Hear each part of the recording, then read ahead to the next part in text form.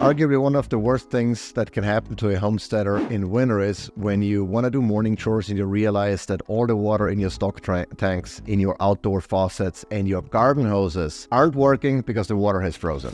Welcome back to the channel and to another video in which I'll share with you this little device that has saved our lives multiple times this season already by preventing the water from freezing. Now, the device I'm talking about is the freeze miser. And it's as you can see, a little device that just consists of a couple of components, nothing fancy really, fairly straightforward, but you can screw it at the end of your outdoor faucet or your garden hose, and it has like a thermometer inside that measures or senses the water temperature, not the ambient air temperature, the water temperature. And if the water temperature drops below 37 degrees Fahrenheit or 3 degrees Celsius, it opens the valve a little bit and it allows the water to trickle. Now, this is very similar, or it kind of mimics the well-known DIY approach of keeping the tap open and allowing water to trickle out. But the advantage of the freeze miser is that it does it automatically and it responds, or it adjusts the water flow to the water temperature. In other words, the colder it gets,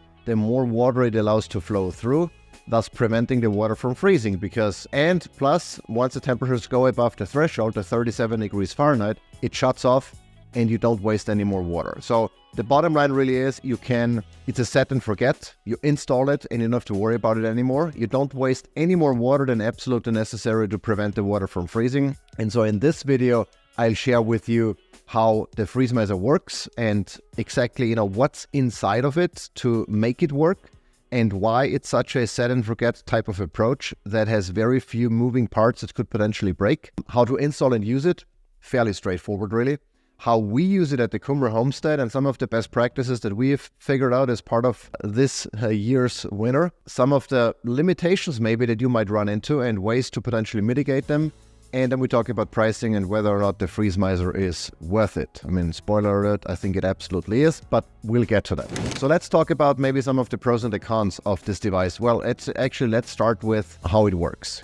The way it works is fairly straightforward. It has only a couple of components that I've mentioned, like some brass, some stainless steel, and some cold-resistant plastic, very sturdy plastic. That's the outside shell really. But the core of the freeze miser is what's called thermal wax. And it's nothing more than wax that can expand or shrink based on the temperature. So whenever the water hits the inside here, where the wax is located, that wax either expands or it shrinks. And when the water temperature gets cold or cold enough in near freezing territory, then the wax shrinks a little bit to allow water to trickle through the device. And the colder the water is, or the colder the water gets, the more the wax shrinks and the more water can flow through it. Conversely, if the water temperature increases, then the wax expands and it shuts off the valve basically and no water goes through anymore. And the advantage of that is that it's a mechanical device with few moving parts that could potentially break. So I expect this device to last for a very long time. I mean, it comes with a 2-year warranty. That's another pro. So, ideally this device is going to last for a while, but if it breaks within 2 years for whatever reason, the company is going to replace it for you. It's very easy to install and use. I mean, literally the only thing you need to do is you need to screw it at the end of your, faucet. It has a little O-ring already in there. It comes with some extra O-rings in case, you lose one, which, sometimes happens. And that's it. You screw it on, you open the faucet all the way and you walk away. That's pretty much it. That's as easy as it gets. It works incredibly well. I mean, as I said before, we are here in central northern Georgia. We typically don't get incredibly cold temperatures. We just mid of January, we had a cold snap where temperatures dropped to about 12 degrees Fahrenheit, or that's, I guess, minus 10 Celsius. That's fairly cold for Georgia, I want to say. But almost every year around the beginning of January, we have a cold snap where it gets really cold and, all the water outside is basically frozen.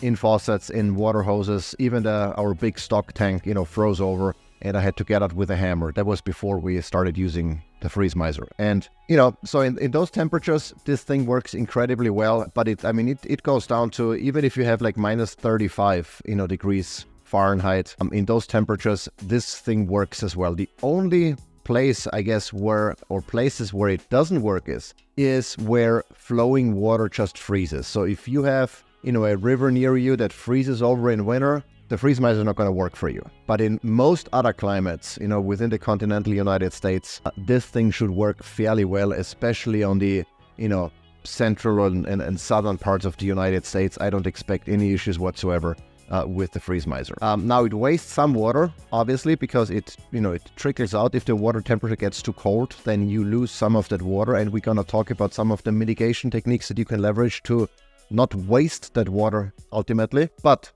there is water that's going to go through it. That's the purpose and the design of how it works and why it works. So, expect potentially some water loss. Now, in terms of installing, we covered this, just screw it on. Make sure the tap or the faucet is open. That's very important. If you shut it off, obviously nothing can trickle through and it's not going to do its job. How we use it here at the Cumber Homestead, now we have rabbits, we have chickens and some other livestock, but those are the ones that we need to supply with fresh water. And the way we've done it in the past is, and still do, we run a couple of non-toxic garden hoses. So we don't use regular garden hoses because they contain, heavy metals and, lead and stuff in many cases. So we use other hoses that are free of those toxins from water, right?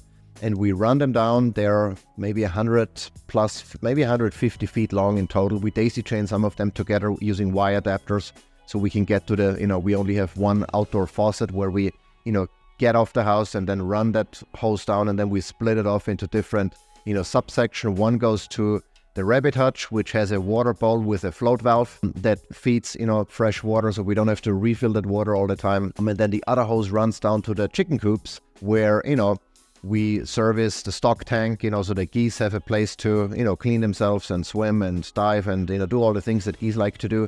We also use it sometimes, to hose stuff down. And in winter in particular, when our gravity-fed rain barrel feeders that use nipples freeze over, then even though we use heating wire, then we also use the garden hose to just fill up, a regular, smaller stock tank or what have you, or a water bowl so the chickens have something, fresh water to drink basically. And so in the past, before we had the freeze miser, that would mean everything was basically frozen. So I had to go down with a hammer, and crash the ice in the stock tank and fill up whole water basically from the house down to the chicken coop. And if it remained, freezing throughout the day, I had to do this, likely 2 or 3 times a day because the water would freeze within a couple of hours and I had to, dump the ice, get fresh water, and it was a pain in the butt. So now with the freeze miser, what we do is at the very end of that run. So again, as I said, we have, that long hose going down, then it, breaks apart, daisy chained to multiple locations. And at the farthest part, basically, at the very end of that hose, that's the farthest away from that hose run, we install the freeze miser. And we just let it trickle. In fact, what I've done is I use one of those Y valves. And the advantage of that is that you can screw on the freeze miser on one end and obviously make sure this guy is open, so it needs to flow. And then the other side here, I can simply open and close if I need to get water, out of the hose. And none of this that, is behind here freezes because this thing keeps trickling. And so what I do at night then is, or even during the day, I just, point this into the stock tank so the water that trickles out of it goes into the stock tank. And so we don't lose it. Now, if the stock tank is super full or overflows, yes, we do still lose some of that water, but that's just what it is. But if the stock tank isn't entirely full, the amount that trickles out might be, in the worst case scenario, a few gallons, and depending on the size of your stock tank, it'll likely not overflow. In fact, the stock tank we use for the geese, every so often we emptied it anyway. And in the past, when we had a smaller stock tank, what I would do is I would simply, dump the water at night and then put in the freeze miser or the end of the hose with the freeze miser attached, and it would fill up those 20, or it wouldn't fill it up entirely, but it at least would partially fill up the smaller stock tank, overnight. So I wouldn't lose the water. I would top it off then in the morning with some, fresh water from here, and the geese would be ready to roll. Now that we have a larger stock tank, I don't dump it every night, obviously, anymore. I don't want to, waste 100 gallons of water, but I just keep it in there. Whenever the geese get in the morning, they splash, they, waste some of that water anyway. And then whatever trickles out of the freeze miser would top it off and everything works. And I don't have to worry about, the water anymore. Now, in terms of limitations, I already alluded to it. If you're in the super cold climate, the freeze miser is likely not going to work. If freezing water or if flowing water freezes where you are, then the flowing water inside of the freeze miser is likely gonna freeze too. So again, but up to minus 35, we have never experienced those temperatures here in Georgia. The lowest I've had is maybe 10 Fahrenheit or so. 12 Fahrenheit just recently, and the freeze miser perfectly works, not a problem whatsoever. The company has reported that up to minus 35 Fahrenheit, it works too. That's fairly cold, and so if you live in a colder climate, then you have to look for other ways to keep your water from flowing, unfortunately. But the second thing is, again, you lose water, but if you leverage a rain barrel, a stock tanker, what have you, and let the water just trickle into it, you're not gonna lose any, or at least not as much water. But here is the thing, if losing some water is the price you have to pay for, having running water, period, during winter, then I would say that's probably a worthwhile trade-off. But again, just collect what you can and then use it to water the garden or to use it with your animals or, in whatever other capacity, or maybe store it and, use it as a backup for, drinking water down the line in case there is an emergency, what have you. There are many ways how you can leverage that water. But those are just some of the limitations that I think you can mitigate and work around. In terms of pricing and whether or not this device is worth it, well, the freeze miser retails for about $30 if you get an individual unit, and I think it's $40 if you get the combination of the valve, the Y valve, as well as the freeze miser. And I highly recommend this valve. In the beginning, what we did is we just attached the freeze miser to the end of the garden hose, and anytime we wanted to use the hose, we had to unscrew it and then screw it back on. There was it's doable, of course, not a big deal, but the more convenient way certainly is to use one of those valves where you have this freeze miser attached to one end, the valve is open on this side, it's closed on this side, and whenever you want to use the hose, you just open the valve and then close it and you're ready to roll. Not a big deal whatsoever. You can use this as we do as well with a float valve. If you have a large stock tank with a float valve, you would attach the float valve, to one side here, where it rests on top of the water. The other end, the freeze miser would basically just drip into the stock tank, so you can do that. You can use it with water wells. You can use it with, water heaters even. There are, many ways on how you can attach this. The only thing you need to make sure is that this thing is as far back, on your run as possible, so that anything that comes before does not freeze, and this is literally the last part where water can drip out. If you have it somewhere in the middle, then whatever comes next in the run, after the freeze miser, where it still freeze over because there is no running of water anymore. So that's the only thing you might have to keep in mind. But beyond that, it's fairly straightforward, fairly easy to use. You can use it in multiple different environments and combinations. The company even sells packs of 4, packs of 16 if you buy multiple. You get a little bit of a discount, it's not too much. You can also find it on Amazon, but not from third-party sellers and at a higher price. So I'm always cautious with buying stuff that's not directly from the manufacturer, because you never know on Amazon if it's a counterfeit or not. So we buy it direct. We want to support family-owned businesses, and best way of doing is to buy direct. The activation temperature, I mentioned it before, is 37 degrees Fahrenheit or below. So, that's, it measures the water temperature inside. It does not measure the ambient temperature. So it doesn't really matter to a degree what the air temperature is. It really matters what the water temperature is. Now, of course, the ambient temperature often influences the water temperature, but technically the water temperature is what matters, what activates or deactivates the freeze miser, more specifically lets the wax expand or shrink. So that's 37 degrees, 3 degrees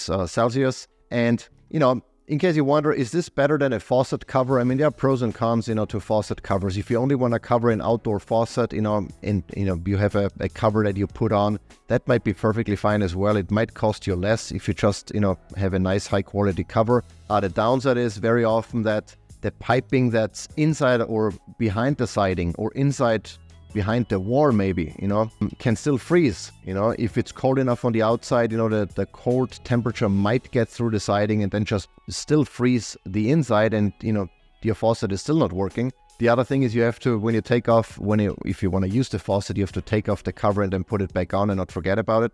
So, there are pros and cons. I think the more convenient approach is the freeze miser. It's a set and forget. You don't have to do anything, and it automatically adjusts to the temperature so that, that there is always running water if you need it. The bottom line really is I'm super happy with having found this device actually via an ad on Instagram, believe it or not. Just scrolling through, my timeline, and I saw this ad and I'm like, I'm going to give this a try. and it's been a game changer for us. Absolutely helpful, cuts down the time we need in the morning to do chores, especially in winter or predominantly in winter, because we know we don't have to haul water. Water is running where we need it. Many of the tanks, don't freeze over because there's water dripping in. Yes, it might form a little bit like in the stock tank that we use for our geese. It froze over a little bit, but you can just, break the ice with your finger, or the geese might, just broke it with their beak. But there was always an area big enough where it wasn't freezing because the water was running, it was moving. And so it's been an absolute game changer for us. We absolutely love the freeze miser. We have multiple of them. We use it strategically in winter. And, if you're in the same situation where you don't want to haul water, where you want to prevent water from freezing in your hoses, in your outdoor faucets, give the freeze miser a try. It works. It's reliable. I don't think this thing is going to break anytime soon. It has very few moving parts. It's, purely mechanical. It's very solidly built, American owned. Absolutely love it. And so give it a try. Let me know how you like it in the comments, and I hope I'll see you in the next video.